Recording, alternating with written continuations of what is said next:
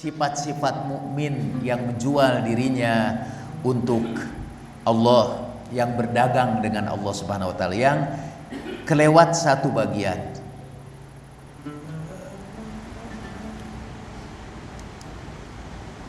Ya.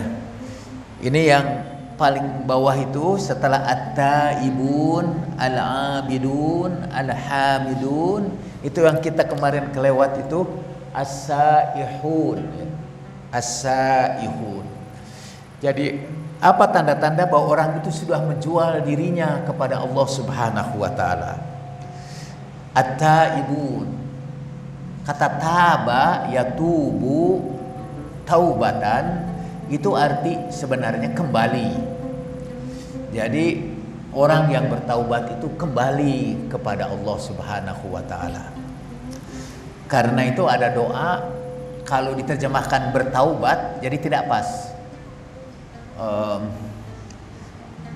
Wa tub alaina innaka antat tawwabur rahim. Kalau kita terjemahkan dengan taubat itu berarti ya Allah, bertaubatlah kamu kepadaku. Wa tub alayya, bertaubatlah kamu kepadaku. Enggak pas itu untuk Tuhan bertaubat kepada kita. Wa tub alayya innaka antat tawwabur rahim. Sesungguhnya at-tawwab artinya yang banyak bertaubat. Sesungguhnya Engkau Allah banyak bertaubat dan banyak mengasihi. Itu tidak pas. Yang pas kata taubat itu artinya kembali. Ya Allah, kembalilah kepada aku. Sesungguhnya Engkau yang paling rajin kembali kepada aku. Tawab dan paling pengasih. Kan ada hadis Nabi SAW, hadis qudsi, kalau engkau datang kepadaku satu siku, aku akan menjemput kamu satu hasta. Kalau engkau datang padaku sambil merayap, aku akan menjemput kamu sambil berlari.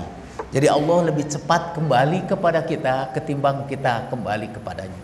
Kembali kepadanya kita itu tertatih-tatih karena satu pengalaman hidup, karena satu peristiwa. Lalu kita memutuskan untuk kembali kepada Allah Subhanahu wa taala. Untuk meniti jalan kehidupan itu pada berdasarkan petunjuk Allah. Sekarang ini kata yang indah itu di dalam tasawuf juga, taubat itu satu makom yang harus kita lewati dalam perjalanan menuju Allah. Yang pertama, makom yang pertama yang harus kita lewati itu adalah taubat. Jadi kita memutuskan untuk kembali kepada Allah, meninggalkan hidup yang dulu, memulai hidup yang baru.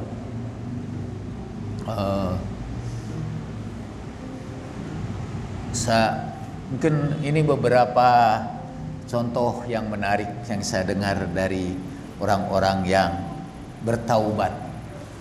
Kadang-kadang taubat itu dialami seseorang setelah Allah menghempaskannya dari tempat yang tinggi ke tempat yang rendah.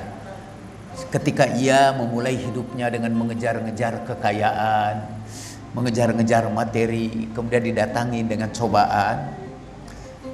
Ini saya dengar cerita dari Denny Siregar itu, tokoh medsos. Sekarang setelah dia ceramah bersama saya, dulu panggilannya Denny Siregar. Sekarang orang dipanggil oleh netizen Denny Sia, karena pernah bersama-sama saya. Dia cerita bahwa awalnya sebagai anak muda dia betul-betul ingin mengejar kebahagiaan atau ukuran sukses itu dalam materi, dan dia memperoleh semua materi yang dia inginkan. Lalu tiba-tiba istrinya yang hamil menderita kanker. Dia datang ke dokter dan dengan sombong dia berkata, beri kepada dia pelayanan yang paling baik, saya akan bayar semuanya, karena dia merasa punya duit banyak. Dan ternyata itu tidak bisa menyelamatkannya. Akhirnya dia miskin, habis semua dipakai berobat, dia dalam keadaan miskin. Di Amerika ada sebuah buku yang lucu itu, judulnya Conversation with God. Ada berapa jilid? Percakapan dengan Tuhan. Jadi ada di antaranya itu orang yang manusia tanya sama Tuhan, Tuhan kau ciptakan manusia ini, lalu menurut kamu apa tingkah laku manusia yang paling lucu, kata, menurut pandanganmu? Lalu kata Tuhan, itu lucunya katanya manusia itu, dia banting tulang, kerja keras untuk mengumpulkan duit, kemudian duit itu dihabiskan untuk mengobati penyakitnya. Itu lucu, jadi dia menghabiskan usianya yang panjang itu hanya untuk mengumpulkan harta yang kemudian dia habiskan di ujung kehidupannya. Nah, balik lagi, kemudian ini si Denshi itu sesudah aja lah Denshi itu akhirnya memutuskan, dia berubahlah hidupnya, dan katanya dia sekarang merasakan setelah itu bahwa pada akhirnya dia kembalilah kepada Tuhan. Itu disebut taubat. Dia pasrah kepada keputusan dia. Dia tahu bahwa selama ini dia salah menempuh jalan hidup itu, hanya mengejar-ngejar materi. Dan katanya dia paling banyak diilhami oleh kata-kata Imam Ahlul Bait. Antara lain ucapan kata Imam Bakir. Saya lagi cari-cari itu ucapan dia, nyebut Imam Bakir, belum ketemu sampai sekarang. Tapi saya percaya aja. Jadi Imam Bakir ngobrol dengan seorang sufi katanya. Imam Bakir tanya, apa sih zuhud menurut kamu? Kata orang sufi itu, zuhud ialah kita bersyukur ketika berada dalam kemudahan, dan kita bersabar ketika kita menghadapi kesusahan. Lalu kata Imam Bakir, kata Denny Siregar, karena saya belum saya, kata Imam Bakir, bagi kami Ahlul Bait, dalam kesusahan kami bersyukur, dalam kemudahan kami berbagi. Jadi, wah bener, kayaknya karena kata-katanya indah, kayaknya Denny Siregar bener itu. Oh, kata sebenarnya Imam Ja'far ya. Oh iya, betul kalau begitu ya, dari Imam Ja'far. Jadi Ahlul Bait itu selalu bersyukur. Sampai Imam Ali Zainal Abidin salamullahi alaih ketika sakit, beliau memulai doanya, ya Allah, saya tidak tahu apakah sakit ini harus saya syukuri atau harus saya sabari. Karena sakit ini makanya saya lebih banyak waktu untuk berzikir kepadamu. Karena sakit ini saya terhindar dari perbuatan maksiat kepadamu. Lalu beliau menyebutlah rasa syukurnya karena diberi penyakit. Nah, Ahlul Bait itu kalau diberi kesusahan dia bersyukur. Dan kalau diberi kemudahan dia berbagi rezeki. The only thing that multiplies by division, itu bukan kata Imam Bagir ini mah, kata saya. The only thing that multiplies by division is happiness. Satu-satunya yang berlipat-lipat kalau dibagi-bagikan adalah kebahagiaan. Duit kalau dibagi-bagikan habis. Kalau kebahagiaan kita berbagi bahagia dengan orang lain, itu akan berlipat ganda. Mohon maaf, ini pengajian kita sekedar selingan aja, tidak terlalu serius. Khawatir Bapak setelah ini meninggal dunia, jadi tidak punya kenangan yang baik tentang pengajian ini. Jadi, nah, kesadaran bahwa kita akhirnya mengubah jalan hidup kita, itu disebut taubat.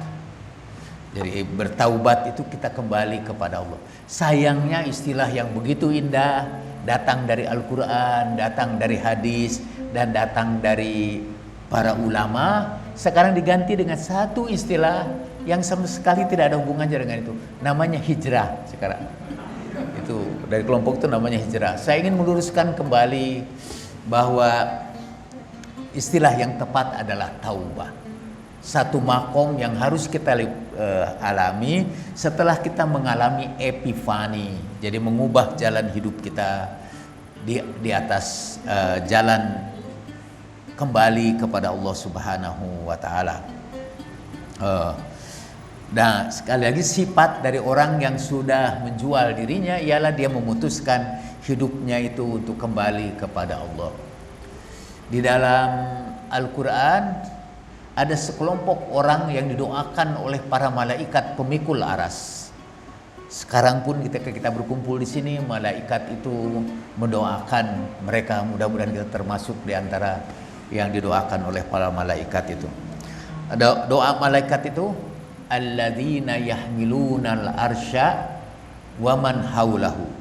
Malaikat yang memikul aras dan yang sekitarnya, yusabbihuna bihamdi rabbihim. Mereka bertasbih memuji Tuhan mereka.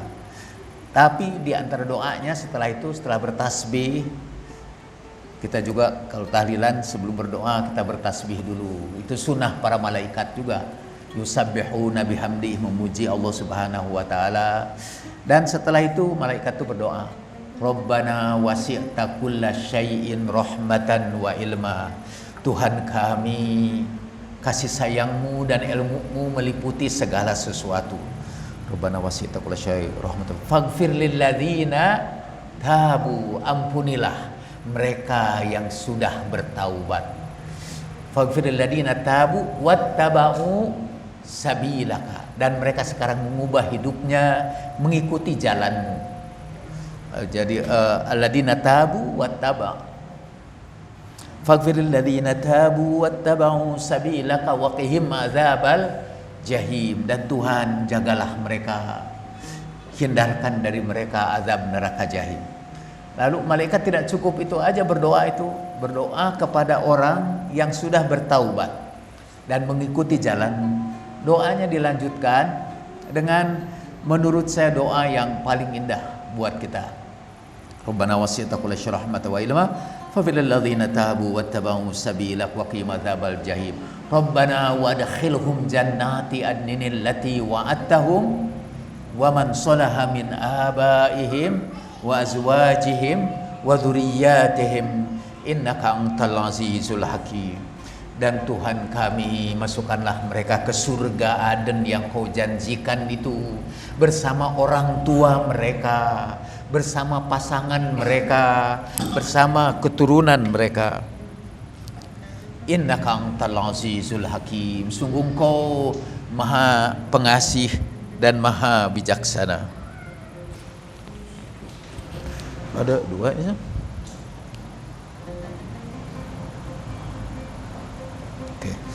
Jadi mereka yang didoakan para malaikat itu nanti akan kembali kepada Allah Subhanahu wa taala dan dimasukkan ke surga beserta orang-orang soleh, dari orang tua mereka, pasangan mereka dan keturunan mereka.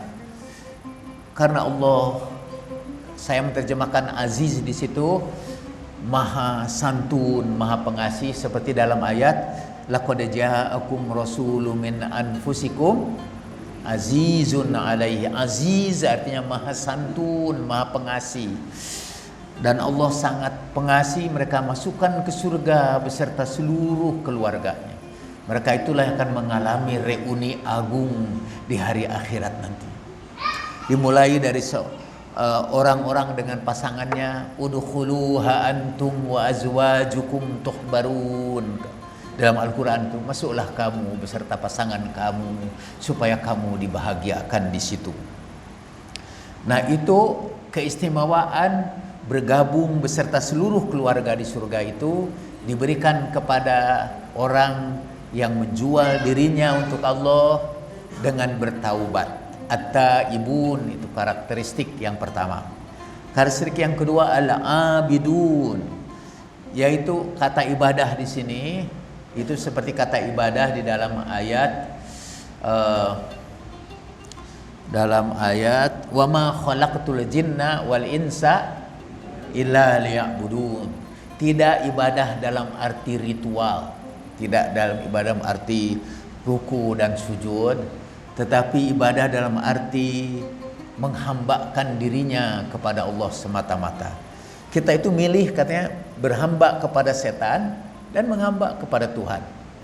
Alam ahad ilaikum ya bani Adam alla ta'budu syaitan innahu lakum aduwwum mubin wa ani'buduni hadza siratum mustaqim.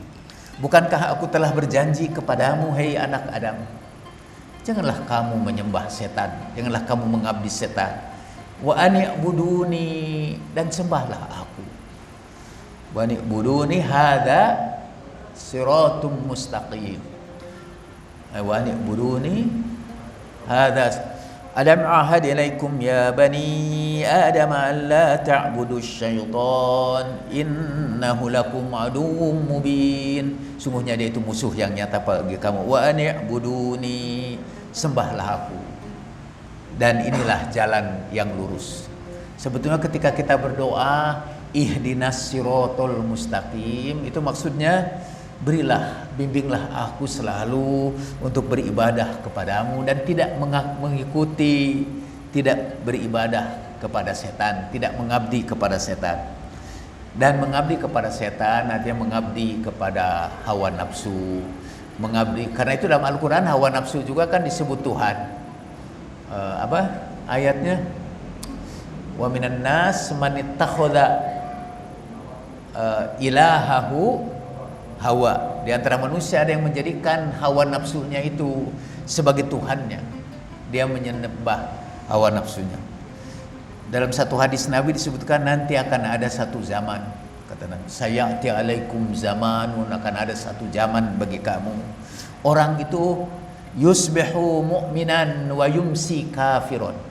Pagi hari dia mukmin, tapi sore hari dia kafir. Kata Tuhan mereka dirham. Jadi uang dirham sudah ada di zaman Nabi Sallallahu Alaihi Wasallam. Dan for your information, uang yang digunakan oleh Nabi itu gambarnya raja-raja Romawi. Jadi waktu itu uang emas dan sebagainya itu emang yang bikin orang Romawi. Warisan dari Yunani. Dalam saya kira uang Yunani sampai sekarang kalau nggak salah disebut drachma. Dan itu berasal dari kata dirham. Drachma pindah dari Yunani kepada Islam menjadi dirham. Di negara-negara Eropa ada dinaro atau dinero, beberapa negara. Kalau nggak salah Italia juga menggunakan kata dinar. Jadi kata Tuhannya itu dirham. Ya pagi-pagi mungkin dia sholat subuh, kemudian baca wirid. Setelah itu siangnya pulang. Siangnya itu mencari dunia dan menyembah dunia begitu rupa sampai tidak peduli halal dan haram. Bukan dilarang menggunakan uang, tapi jangan jadikan uang itu sebagai Tuhan. Jadi itu abidun, ciri yang kedua, dia hanya mengabdi kepada Allah Subhanahu wa taala. Ciri yang ketiga, alhamidun. Ini ada hubungannya dengan hadis dari Imam Ja'far tadi ya. Dia selalu bersyukur. Hamidun artinya yang mengucapkan alhamdulillah. Dia selalu alhamdulillah, apapun yang terjadi kepadanya, dia alhamdulillah. Ada teman saya di sini tanya sama saya, gimana, terpilih lagi atau tidak? Saya bilang enggak, alhamdulillah. Itu Anda sudah, itu memang itu pilihan Tuhan yang paling baik. Dia kebetulan memang anti PDIP. Jadi alhamdulillah katanya. Tapi saya juga alhamdulillah. Walaupun baru kemarin ini saya dilantik lagi di MPR, tapi untuk Badan Kajian Ketatanegaraan. Katanya Anda sekarang bebas ngomongnya di MPR, mau kritik apapun bebas karena Anda tidak punya nomor. Jadi yang punya nomor itu hanya anggota DPR. Nah, saya tidak punya nomor. Alhamdulillah. Jadi alhamidun, bersyukur atas segala nikmat Allah Subhanahu wa taala. Kalau kita menderita, kalau kita sakit, kita juga bersyukur. Dan kalau kita beruntung, kita berbagi. Ini alhamidun. Maaf kalau sekali-kali saya memunculkan beberapa cerita dari medsos ya. Itu saya senang ada kiriman-kiriman posting video. Ada video seorang perempuan tua, dia duduk di kursi, lalu tongkatnya disimpan di sini, dia mau mulai buka makanan, tongkat simpan di sini, tiba-tiba tongkat itu jatuh. Sebelah situ ada pemuda. Pemuda itu juga lagi asik dengan ininya. Maksud si ibu tuh, tolong itu karena saya tidak bisa berdiri kalau tidak ada tongkat ini, dan dia tidak bisa ngambil tongkat itu. Biasa orang tua susah kan bergerak. Tapi si pemuda itu acuh aja. Sehingga mulailah si ibu itu mungkin dalam hatinya merasa jengkel. Kok nggak mau nolong itu untuk orang tua segitu tongkatnya itu. Akhirnya dia paksakan ngambil tongkat, meninggalkan kursinya, ngambil tongkat, tiba-tiba runtuh itu bangunan dari atas. Dan dia bersyukur, alhamdulillah. Sekiranya pemuda itu ngambil, dia udah mati, ketimpa bangunan itu. Nah, dalam hidup kita seringkali terjadi ya, asa antakrohu syai'an fahuwa khairul lakum. Seringkali kita menemukan yang kita benci ternyata itu baik bagi kita. Kita tidak senang dia tidak menolong, tapi setelah itu kita bersyukur karena ternyata itulah yang menyelamatkan dia. Antakrohu syai'an fahuwa khairul lakum. Yang gitu-gitu bapak-bapak dan ibu-ibu sebarkanlah itu tuh, bagus ya. Ada gunanya ketimbang hoax. Bukan ketimbang lagi, emang lebih bagus dari hoax. Nah, yang kelewat ini itu yang akhirnya saya salin dari kitab Min Wahyil Quran dari Sayyid Husain Fadlullah. Dari Sayyid itu kita salin. Apa yang dimaksud saihun? Saihun itu ada kata saha yasihu siyahatan. Dalam bahasa Arab modern, kata siyahah artinya berwisata atau tourism. Jadi agen tourism di Arab disebut siyahah. Dalam bahasa aslinya kata as-saihun itu artinya bepergian, a journey, orang-orang yang bepergian. Dan tapi kalau kitab-kitab tafsir, mungkin selain Sayyid Husain Fadlullah, menyebutkan bahwa saihun di situ artinya orang-orang yang puasa, as-shaimun. Jadi orang-orang yang terbiasa puasa. Tapi saya lihat tidak ada keterangan hadisnya itu. Seringkali juga para ahli tafsir itu ya pakai otaknya aja dikira-kira as-saihun itu puasa. Kata Sayyid Husain Fadlullah, enggak, as-saihun itu dia tetap artinya orang yang bepergian. Ini saya bacakan ini, Bapak lihat di situ. Artinya katanya orang-orang as-saihun itu alladzina yantaliquna fi rihabil ard. Mereka yang bergerak di bumi yang luas, fi afaqillah. Mereka naik melewati ufuk-ufuk Allah. Kalau satu ufuk, kalau banyak afaq. Mereka memperluas horizon mereka. Liyahsalu alal ilmi min yanabihil asila. Dengan apa mereka awalnya sebetulnya katanya ini lawan dari as-sahihun itu alladzina yatajammadun, orang yang jumud, orang yang beku, orang yang tidak berubah-ubah. Hidupnya itu tidak berubah.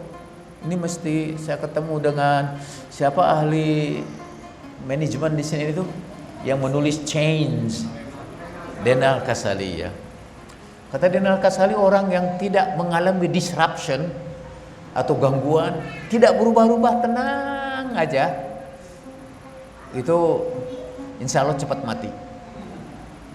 Pernah orang-orang ahli tasawuf yang belajar tasawuf katanya berkumpul di depan syekhnya. Kata syekhnya, mereka berdiskusi ini murid-murid sufi itu, mana yang lebih baik, mati atau hidup? Yang satu bilang, oh enggak, pertanyaannya bukan gitu, mana yang lebih baik, tidur atau bangun? Apa mana yang lebih bagus? Kata yang satu mazhab, tidur lebih bagus, karena dalam tidur itu kita tidak berbuat maksiat, kita tidak berbohong, kita tidak menyebarkan dusta, kita tidak melakukan maksiat apapun. Kata yang lain, enggak, Kata yang satu, madzhab yang lain, tapi dalam keadaan tidur juga kamu tidak beramal soleh, tidak berbuat baik, tidak ibadah, tidak berzikir, kata. Jadi ya lebih baik bangun gitu. Walaupun resikonya ialah berbuat maksiat. Tanya sama gurunya, mana yang betul? Kata gurunya, mereka yang memilih kematian itu termasuk orang yang menganggap tidur lebih baik. Jadi buat mereka yang beranggapan tidur itu lebih baik, pilihlah kematian. Karena dalam kematian kita tidak berbuat maksiat, tidak berbuat dosa. Waktu mati itu kita cuma menanggung konsekuensi akibat maksiat dan dosa-dosa yang kita lakukan. Jadi nah, as-saihun itu orang-orang yang tidak di sini kalau nggak salah di bawahnya, oh enggak, di atasnya, yang tidak berada dalam satu posisi terus menerus, tapi dia mengubah dirinya terus menerus. Malah kata Sayyid Husain Fadullah, misalnya dia menaikkan dirinya ke ufuk yang lebih tinggi dengan mencari ilmu dari sumber-sumbernya yang luas. Mencari ilmu itu akan meningkatkan kita, mengubah diri kita, melakukan transformasi diri. Orang yang tidak mau mencari ilmu diam aja, itu yang yatajammadun, itu tidak termasuk as-saihun. Pertama kata as-saihun itu juga ditujukan kepada para pencari ilmu yang terus menerus meningkatkan pengetahuannya. Siapa katanya ini? Einstein yang berkata, when you stop learning, once you stop learning, begitu kamu berhenti belajar, you start dying, kamu mulai mati. Begitu Bapak, kesederhananya, begitu Bapak dan Ibu berhenti tidak ngaji lagi ke sini, you start dying. Jadi once you stop learning, you start dying. Nah, kata beliau, wayan, jadi dengan itu liyahsilu ala ilmi, dan dia berusaha memperoleh ilmu pengetahuan min yanabi'ihil asilah, dari sumbernya yang sejati. Wa yanfatihu alal hayat fi majalatiha ar-rahbah, dan dia mulai membuka diri pada kehidupan dalam berbagai bidang yang luas. Wa ya'ishu ma'allah, dan dia hidup bersama Allah. Hidup bersama Allah itu artinya setelah dia taubat itu, dia memutuskan untuk selalu bersama Allah Subhanahu wa taala. Jadi saya menggunakan kata ya'ishu ma'a, itu hidup bersama, itu di sebuah konferensi internasional di Teheran. Itu berkumpullah orang-orang yang dulu berkumpul pada awal revolusi dari berbagai dunia, dan ternyata sudah pada tua semua. Sebagian sudah meninggal dunia. Ya bayangkan di dalam 30 tahun misalnya saya dari muda itu sudah lalu saya bilang wa qad istu ma'a samahatus Syekh Tasghiri, saya sudah hidup bersama Syekh Tasghiri isri 30 tahun faidan, dan tiba-tiba saya dapatkan aku sekarang wajadtu nafsi ibnas sib'in, saya tiba-tiba menemukan diri saya sekarang sudah orang yang usianya 70 tahunan. Lucunya orang Arab nyebutnya anak juga itu. Anak yang usianya 70 tahun, ibnu sab'in, ibnu khomsin, ibnu arba'in. Pak Rambe belum ibnu thamanin, belum ya, belum 80 tahun, masih anak 70 tahun. Dan saya tiba-tiba, nah ini orang yang ya'ishu nama Allah, mereka hidup bersama Allah fi afaqihil wasi'ah, dalam setiap horizonnya yang luas, fi siyahah, kembali lagi dalam perjalanan. Saya kira Sayyid Husain Fadullah menyebut saihun itu untuk perjalanan ruhaniyah.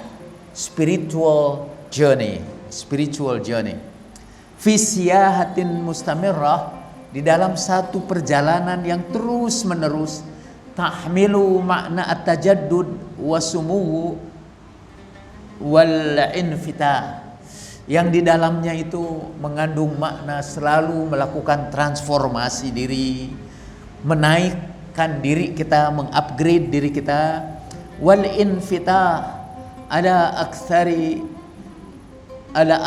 min tajribatin jadidatin wasi'atin, dan membuka diri untuk selalu memperbaharui diri untuk eksperimen yang baru dan luas. Jadi ciri orang yang menjual dirinya kepada Allah ialah he always changes, ya. Dia selalu berubah, dia selalu mentransformasikan dirinya, dan itu hanya bisa dicapai dengan ilmu pengetahuan, dengan terus menerus mempelajari ilmu. Itu yang kita kelewat minggu yang lalu, karena yang lain juga belum sempat diterangkan kemarin itu, kita hanya baru menyebut ini aja. Terus yang berikutnya ar-raki'un as-sajidun, yang oleh Sayyid diartikan ruku dan sujud itu ialah merendah di hadapannya dalam segala hal dan tunduk sepenuhnya pada kehendaknya, bukannya sekedar ruku dan sujud. Sayyid Husain Fadlullah memang sering menerjemahkan kata-kata itu dari segi metafora, jadi dari segi makna majazi, bukan makna hakiki. Jadi bukan hanya sekedar ruku dan sujud, tapi kita selalu pasrah di hadapannya dan tunduk kepadanya. Yang berikutnya al-amiruna bil ma'ruf, dan menurut saya yang menarik dari Sayyid, baru juga saya temukan makna ini dari tafsir yang lain tidak saya temukan. Al-amiruna bil ma'ruf artinya memikul tanggung jawab untuk menegakkan kebenaran. Kalau kita amar ma'ruf nahi munkar itu yang kita bayangkan EPI, ya, melakukan sweeping, ini amar ma'ruf nahi munkar. Jauh lebih tinggi dari itu ialah selalu kita memikul tanggung jawab untuk menegakkan kebenaran, walaupun resikonya pahit sekalipun. Qulil haqqo walau kana murron. Kita memilih mati untuk sebuah ideologi, dying for an idea. Itu yang namanya amiruna bil ma'ruf. Dan annahuna anil munkar, itu nahi munkar, melindungi manusia dari setiap penyimpangan, penghancuran dan perusakan. Apapun yang merusak umat manusia, kita berkewajiban untuk melindungi, menyelamatkan nyawa orang. Itu sama termasuk kepada annahuna anil munkar, termasuk itu membantu pemerintah menghindarkan orang Indonesia dari virus corona. Itu termasuk problem. Walaupun saya baca juga katanya untuk orang Indonesia kita jangan khawatir dengan itu, virus corona itu masuk ke tubuh orang Indonesia bingung sendiri. Ada banyak virus hidup di dalamnya dengan subur dan tidak merusak ini orang Indonesia. Karena itu di Eropa kalau orang flu di musim winter itu, apalagi banyak flu, itu langsung mati. Banyak yang mati. Di Indonesia flu jadi pekerjaan sehari-hari. Dan itu anak kita yang flu sampai, kalau kata orang itu, sampai ingusnya hijau sekalipun tetap hidup, ya. Terus mereka biasa makan bergaul dengan virus, ya'ishu nama virus. Mereka hidup bersama virus itu dengan akrab. Itu orang yang jajan itu, mereka makan dalam satu piring yang dicuci 100 kali dalam satu ember dan diusap oleh lap yang sama. Dan orang Indonesia nyengir-nyengir aja itu. Nggak ada yang kena virus. Coba orang bule datang sini langsung kena virus.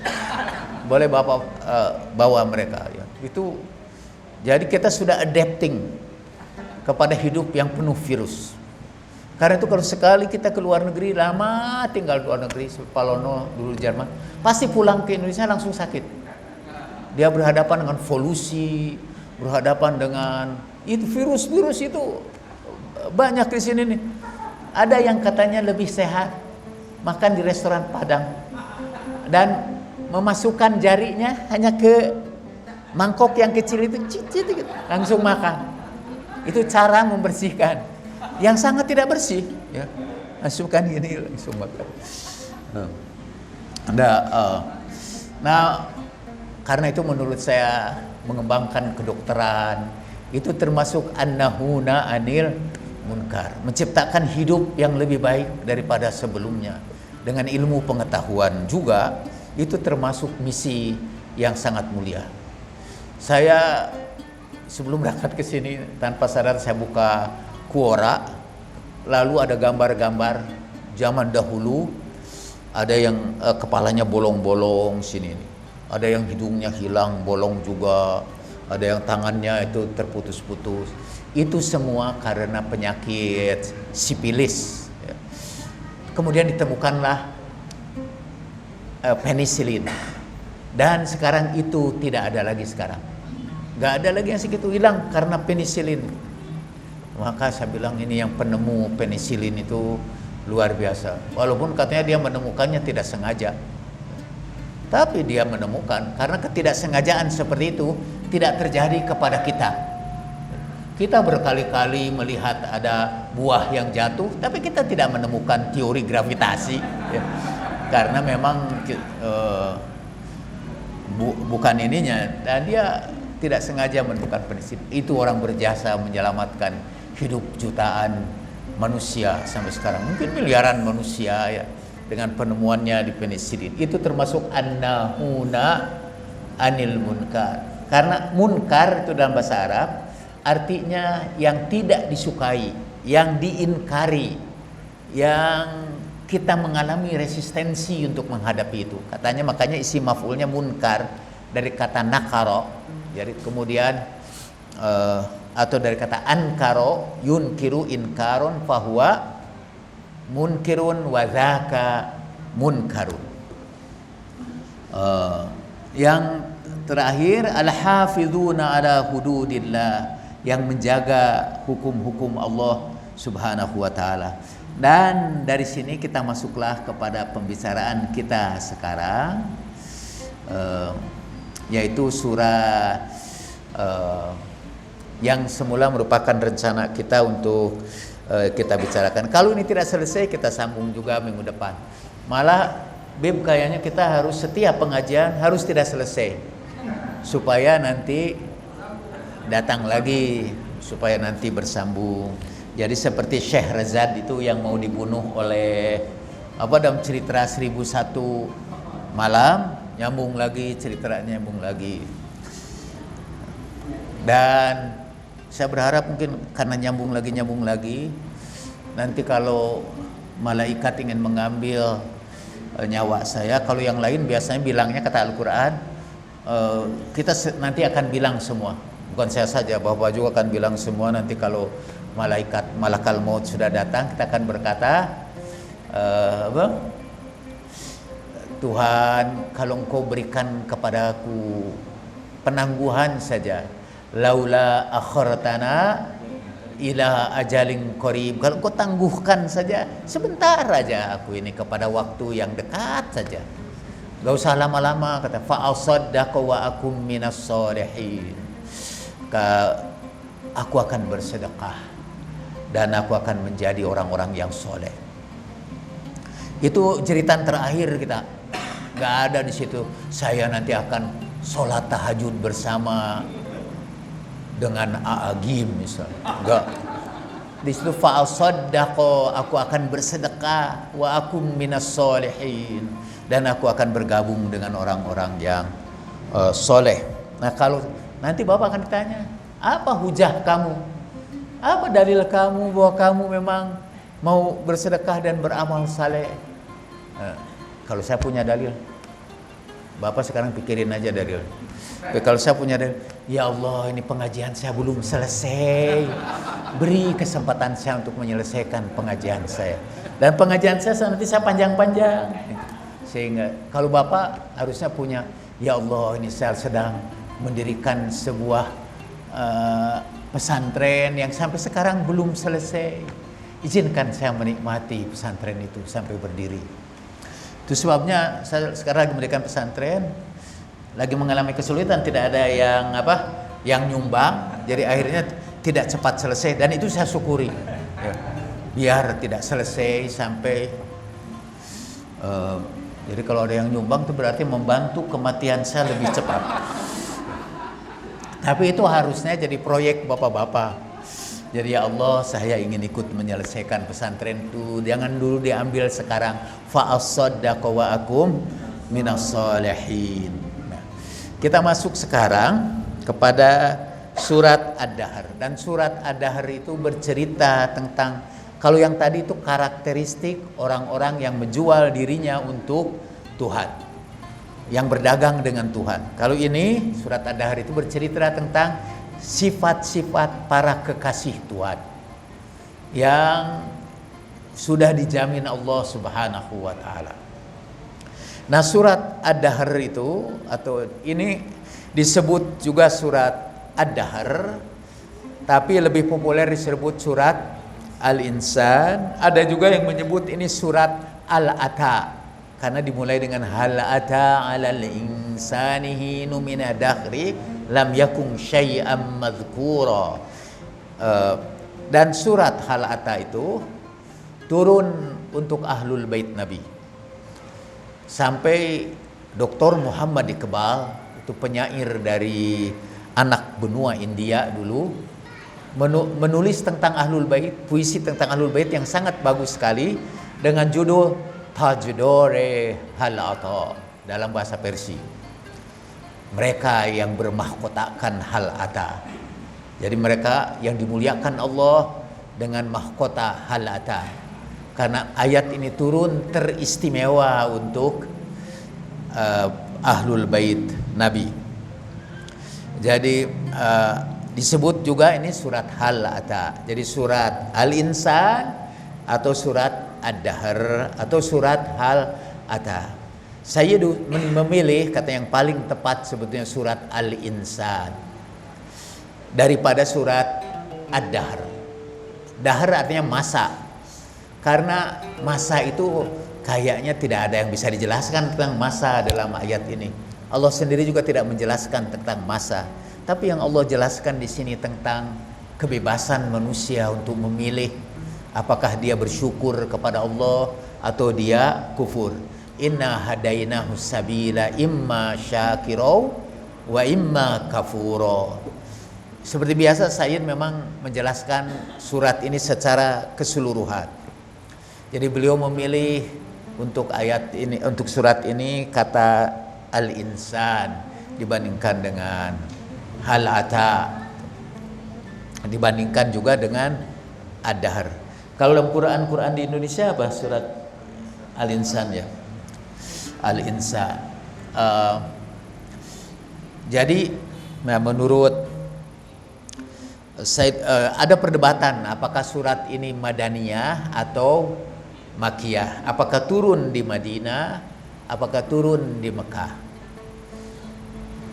Kebanyakan ahli sunnah bertahan malah dengan keras menolak ayat ini turun di Madinah. Mereka katakan ayat ini turun di Mekah. Termasuk yang sangat keras menolak ayat ini turun di Mekah, turun di Madinah adalah Ibnu Taimiyah. Ada alasannya mengapa dia menolak. Ada alasannya.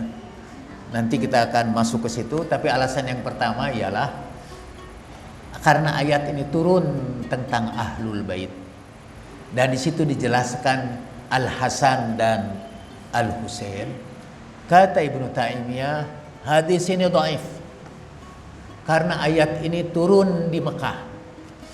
Dan di Mekah katanya Al-Hasan dan Al-Husain belum lahir ya? Belum lahir ya?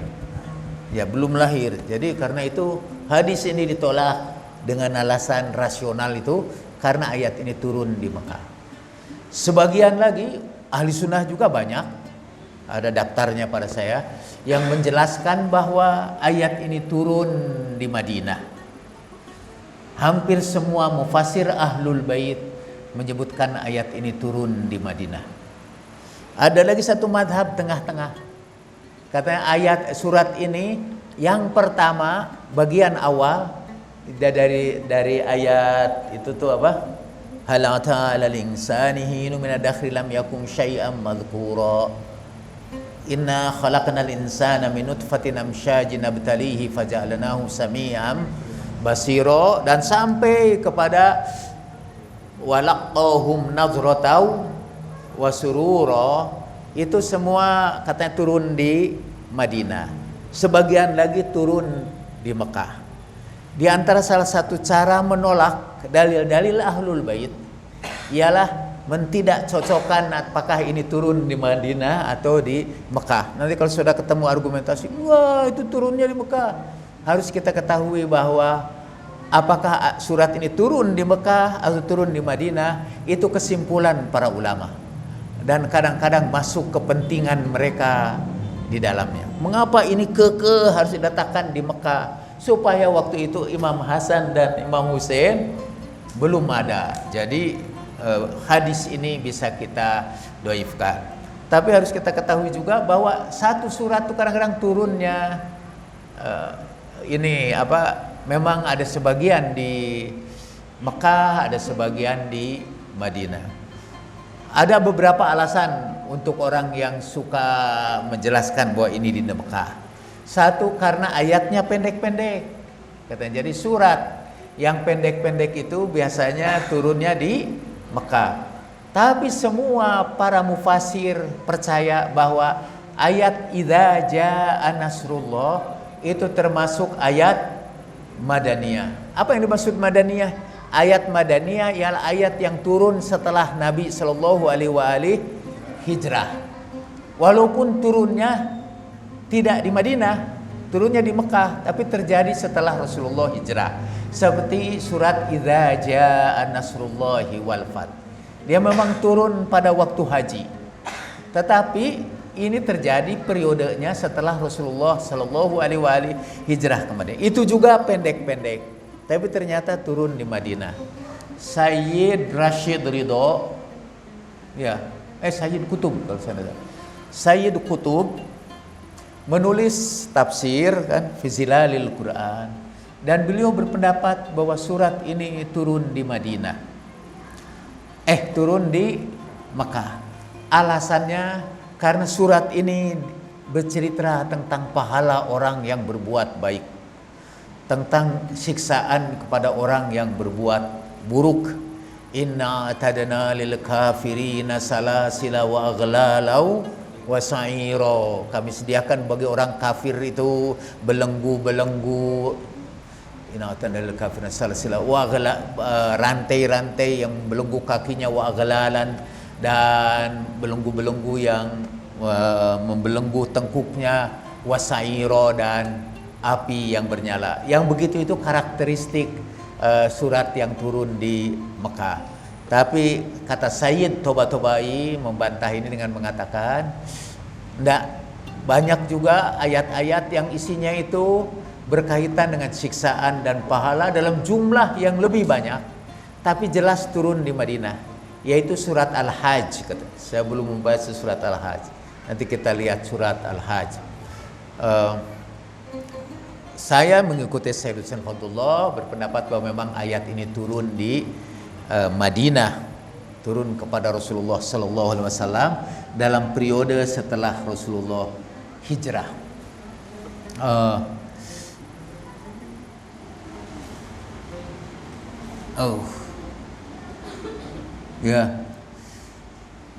Ibnu Taimiyah juga menyebut ini. Ibn al-Jauzi itu menulis kitab dan menjelaskan tadi ayat ini turun berkenaan dengan ahlul bait. Nanti lengkapnya kita bacakan. Ayat ini berkenaan dengan tentang ahlul bait. Tapi Ibn al-Jauzi menolak itu, sama seperti Ibnu Taimiyah. Malah Ibnu Taimiyah mengutip Ibn al-Jauzi. Kata Ibn al-Jauzi, Kebetulan, nah sering orang itu mendoifkan satu hadis, padahal satu riwayat itu berkaitan dengan Ahlul Bait itu, misalnya dengan peristiwa yang sama, hadisnya itu banyak, bukan datang dari satu orang.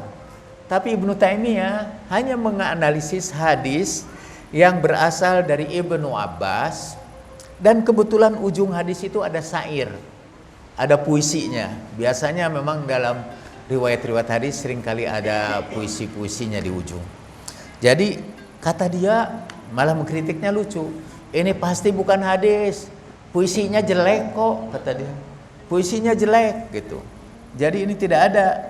Jadi hadisnya dianggap tidak ada. Kata Ibn al-Jauzi. Ibn al-Jauzi itu punya cucu, Sibat itu. Artinya cucu. Sibatain artinya dua cucu Rasulullah Sallallahu Alaihi Wasallam. Al-Asbat itu cucu-cucu dari para nabi. Jadi Sibat Ibn al-Jauzi artinya cucunya Ibn al-Jauzi mengkritik bapaknya. Pertama dia mengkritik bapaknya yang mensalahkan hadis ini karena syairnya jelek, kata dia. Dan menurut dia enggak jelek, bagus tuh kata cucunya. Terus wal ujub katanya, wal ajbu, dan yang paling heran kata dia, min kauli jadi, dari ucapan kakekku. Ada di situ min kauli jadi. Sibat Ibn al-Jauzi menulis kitab Tadhkiratul Khawas, kenangan tentang orang-orang istimewa, dan itu kitab khusus tentang hadis-hadis Ahlul Bait. Jadi riwayat para imam itu lebih lengkap ditulis oleh Sibat al-Jauzi ketimbang ulama manapun, bahkan dari kalangan Syiah sekalipun. Itu Sibat Ibn al-Jauzi, cucunya Ibn al-Jauzi. Kata cucunya itu, mengherankan sekali kakekku itu, katanya. Dan dia menolak hadis ini, padahal dia sendiri, kakeknya itu nulis dalam satu kitab. Mungkin dia lupa bahwa dia pernah menulis dalam satu kitab, yaitu kitab Al-Muntakhab. Al-Muntakhab. Dan dia berkata, ya ulama asy-syar'i, hei ulama-ulama syariat, alimtum lima atharul muslimina, lima atharul miskina wal yatima wal asiro ala anfusihim wa taraka tiflain al Hasan wal Husain alaihima salam atharul wa alaihima, dan pada dirinya atharul ju', saya harus makan dari awal. Kata dia, wahai ulama syari', tidak kamu tahu bahwa kedua orang itu, yaitu Imam Ali dan Sayyidatuna Fatimah, meninggalkan kedua anak Al-Hasan dan Al-Husain dalam keadaan kelaparan. Alaiha atharul ju', pada diri kedua, alaihima, pada diri keduanya itu ada bekas-bekas lapar. Atarahuma khafiyun alaihima khabarun, apakah itu artinya Imam Ali dan Imam Fatimah tidak mengenal satu hadis yang berbunyi ibda biman ta'ul, mulailah dari keluargamu sendiri. Ketika mereka mendahulukan orang lain dengan membiarkan kedua anaknya lapar, apakah mereka tidak ngerti katanya kepada hadis Nabi ibda biman ta'ul, mulai dari keluarga kamu. Emmadaka, atau katanya illa li annahuma, karena kedua-duanya allama quwwata sabri tiflain, lagi mengajarkan ketabahan kepada kedua anaknya. Wa annahuma, dan bahwa keduanya ghusnani minas sajarah, adalah dua cabang dari silsilah kenabian. Azillu inna rabbi, atau pohon perlindungan dari Allah Subhanahu wa taala. Ini saya kutip dari Tadhkiratul Khawas dengan halamannya juz 2 halaman 342. Jadi Ibn Jauzi yang mendhaifkan hadis ini ternyata dalam kitab yang lain menegaskan hadis ini, bahkan mengutip hadis ini untuk menunjukkan bagaimana kedua keluarga Nabi itu hidup dalam keadaan lapar demi mendahulukan orang lain. Oke. Saya mau menyaksikan dulu ini sebentar, kemudian nanti tanya jawab ya. Ini sebelumnya Ibnu Taimiyah, saya rasanya kalau saya nggak salah saya ngutip dari Ibnu Taimiyah. Ini kutipan dari Ibnu Taimiyah dalam kitab Minhajus Sunnah. Ada ulama besar di kalangan Ahlul Bait yang membantah kitab ini dan membantah kitab ini yang berapa jilid nih, kitab Ibnu Taimiyah Minhajus Sunnah. Dia menulis bukunya bantahan kepada Ibnu Taimiyah dengan judul Minhajul Bid'ah, karena dia menulisnya Minhajus Sunnah. Nah, kata dia hadal bab walihada lam yarwi hadal haditha fi syai'in minal kutubi allati yurja'u ilaiha fi naqli la fi sahih la fil masanid wala fil jawami wala sunan.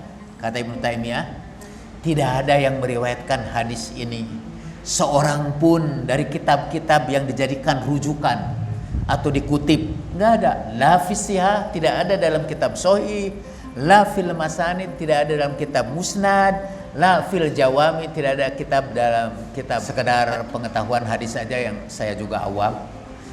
As-sihah adalah kitab-kitab yang sudah dipandang sahih, misalnya Sahihul Bukhari, Sahih Muslim.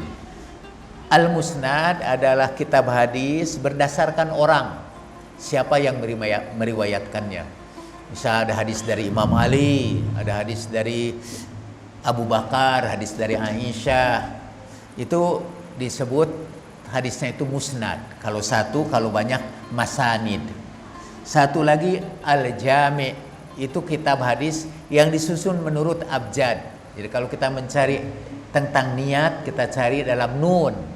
Kalau kita mencari sabar dalam sod. Tapi Al-Jami', kitab itu disusun berdasarkan alfabet, tapi berdasarkan hukum-hukum. Jadi hukum-hukum, ini kitab toharoh gitu tuh. Kadang-kadang tidak disusun secara alfabetis juga, tapi berisi hukum saja. Kalau satu Al-Jami', kalau banyak Al-Jawami. Dan Bukhari juga disebut Al-Jami' As-Sahih. Jadi kitab tentang hukum yang sahih. Sunan itu ada beberapa kitab yang mengumpulkan hadis yang dianggapnya sunnah. Misalnya Sunan Abi Daud, Sunan At-Tirmidzi, Sunan An-Nasa'i. Yaitu kitab sunan. Nah, kata Ibnu Taimiyah, hadis ini tidak terdapat di dalam kitab-kitab sahih apapun. Wala rawahu al-musannifuna fil fadail, tidak diriwayatkan juga oleh orang yang menceritakan keutamaan-keutamaan para sahabat. Wa in kanu qad yatasamahuna fi riwayati ahadits dhaifah. Walaupun mereka itu agak toleran dalam meriwayatkan hadis-hadis yang dhaif, toh di kumpulan hadis dhaif pun tidak ada, kata dia. Kan Nasai, seperti An-Nasai, fa innahu sannafa khosaisu aliyin, karena An-Nasai itu mengumpulkan hadis tentang Imam Ali. Tapi hadis ini tidak ada. Padahal dia mengumpulkan hadis tentang Imam Ali. Sekedar ini juga penjelasan tambahan. An-Nasai itu dalam usia tuanya dia menyusun kitab tentang riwayat Imam Ali. Sebutnya Khosais Imam Ali. Kitab tentang keistimewaan Imam Ali. Terus dia kembali ke Damaskus, di Masjid Muawiyah yang sekarang masih ada. Dia membacakan kitab Khosais Imam Ali. Dan Muawiyah atau Damaskus itu basisnya pendukung Muawiyah. Imam Ali itu An-Nasai bacakan ini beberapa hadis. Orang-orang protes. Ini ahli aja terus. Mana tentang Muawiyah, kata dia. Protes. Kata dia, tentang Muawiyah kalian udah banyak tahu. Tapi tentang Ali kalian tidak tahu. Karena itu saya bacakan ini. Mana tentang Abu Bakar, Umar juga kalian udah tahu itu. Tapi ini keistimewaan Imam Ali tidak tahu. Lalu mereka memaksa An-Nasai untuk meriwayatkan hadis. Satu aja hadis tentang Muawiyah, katanya, untuk mengobati ini kepenasarannya ini. Untung saya belum pernah ada yang datang kepada saya, ini riwayatnya dari ahli aja, mana dari Abu Bakar dan Umar. Untuk kepada saya tidak. Tapi kalau sekiranya ada, saya akan menjawab seperti An-Nasai. Aku akan riwayatkan kepadamu hadis yang sahih tentang Muawiyah. Wah, senang semua. Lalu dia cerita, satu hari Rasulullah meminta Abbas untuk memanggil Muawiyah untuk datang menghadap Rasulullah.